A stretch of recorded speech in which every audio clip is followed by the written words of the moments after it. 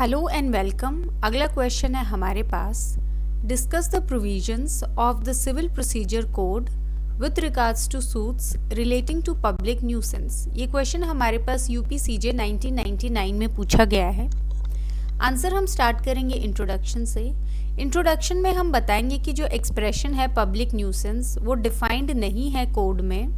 ये डिफाइन किया जा सकता है एज एक्ट या फिर ओमिशन जो कॉज करता है कॉमन इंजरी, डेंजर या अनोयंस पब्लिक एट लार्ज को।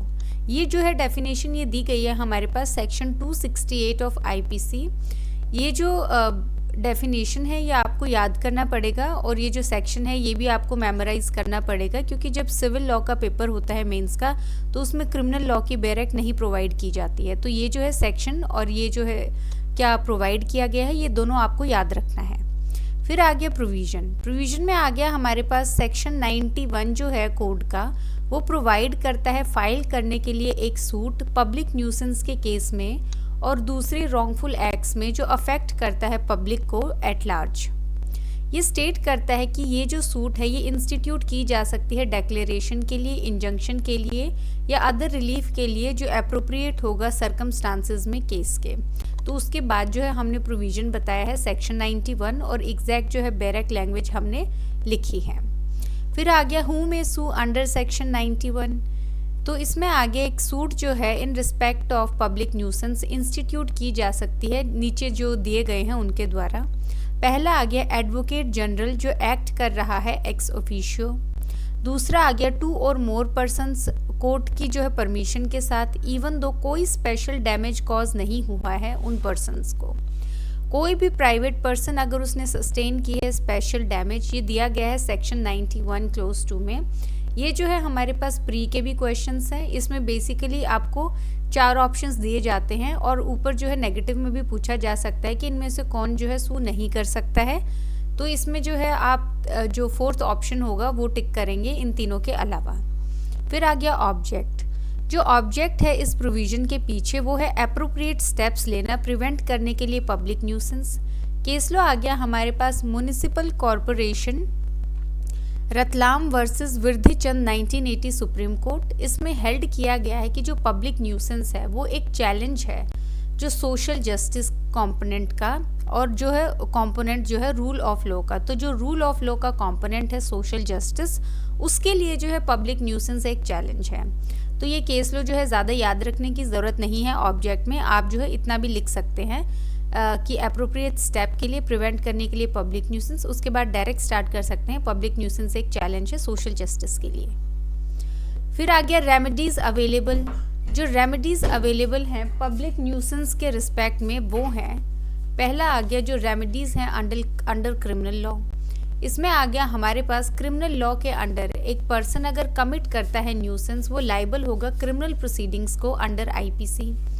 दूसरा आ गया सर्टेन समरी पावर्स जो है वो भी कन्फर की गई है मजिस्ट्रेट पे सेक्शन 133 से लेके 143 ऑफ सीआरपीसी रिमूवल के लिए पब्लिक न्यूसेंस की। तो बेसिकली आईपीसी में जो है हमारे पास दिया जाता है पनिशमेंट कि किसी ने पब्लिक न्यूसेंस कर दिया है तो क्रिमिनल प्रोसीडिंग होंगे और क्या पनिशमेंट होगी। दूसरा आ गया मजिस्ट्रेट के पास भी पावर्स दी गई हैं सीआरपीसी के सेक्शंस में कि रिमूव किया जाए जो पब्लिक न्यूसेंस है। फिर आ गया हमारे पास रेमेडीज अंडर सिविल लॉ। एक सूट जो है वो लाई करती है सेक्शन 91 के अंडर बिना किसी प्रूफ के जो स्पेशल डैमेज जो हुआ है प्लेंटिफ को। फिर आगे एक सूट लाई करेगी जो इंस्टेंस है प्राइवेट इंडिविजुअल का जहां पे उसने सफ़र किए हैं special damage by reason of nuisance, that is section 91 clause 2। ये जो रेमेडीज हैं ये कंकरेंट हैं और जो इंस्टीट्यूशन है क्रिमिनल प्रोसिक्यूशन का वो बार नहीं करता है सूट को इस सेक्शन के अंडर और वाइस वर्सा।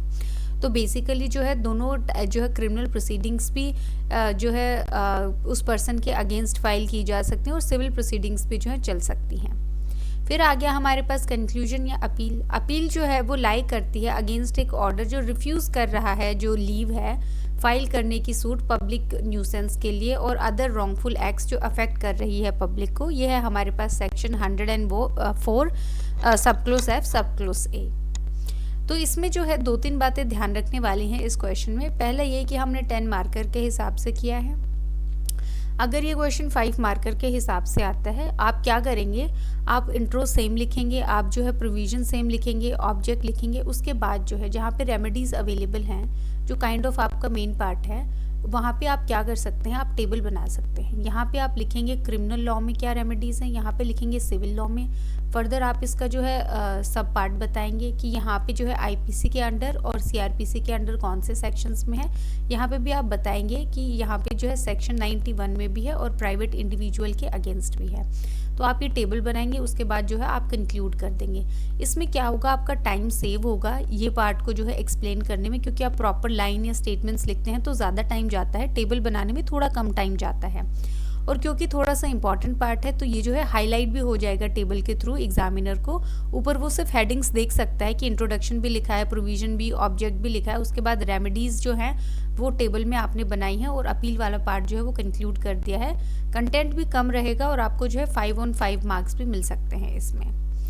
बाकी जो है 15-20 मार्कर में ऐसे क्वेश्चंस जो अभी मैं करवा रही हूँ मिसलिनियस टॉपिक्स, वो 5-5 मार्क्स में किसी न किसी स्टेट्स में पूछे गए हैं। और ये जो है सीपीसी के कुछ लास्ट टॉपिक्स हैं, आई थिंक अभी सिर्फ एक ही टॉपिक बचा है इसके बाद। तो ये जो क्वेश्चंस हैं ये 5 या 10 मार्कर में ही पूछे जाते हैं, कभी 15-20 में नहीं पूछे जाते हैं। बाकी इस क्वेश्चन में जो है हमने सब कुछ इंक्लूड कर लिया है। So thank you.